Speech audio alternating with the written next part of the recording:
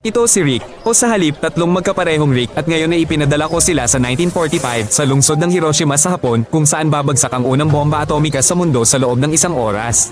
Mapupunta sila sa iba't ibang bahagi ng lungsod upang maunawaan posible bang mabuhay at kung ano ang eksaktong namamatay sa isang pagsabog ng atomika.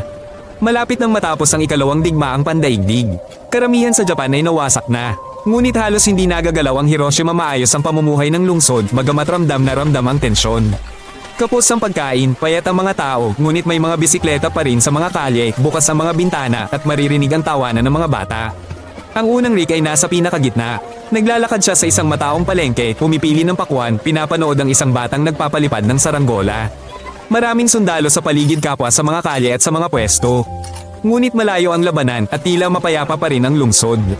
Sa ngayon, ang pangalawang Rick ay nasa isang bodega mga 1 kilometro at kalahati mula sa sentro. Tumutulong siya sa pagbaba ng mga kahon ng bigas at nilatang pagkain kasama ang mga sundalo. Ang lahat ng ito ay para sa mga unit ng hukbo. Maalikabok, mainit at nakakabagot. Sanay na ang mga tao sa katotohanang may digmaang nagaganap at kailangan nilang pagpawisan. Ang ikatlong Rick ay halos 3 kilometro ang layo mula sa sentro, sa gilid ng bayan. Nakaupo siya sa tabi ng palayan, pinagmamasdan ng mga magsasakang nagtatrabaho sa bukid.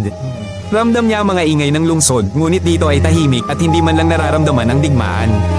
Panoorin ang buong episode sa YouTube channel na ito si Rick.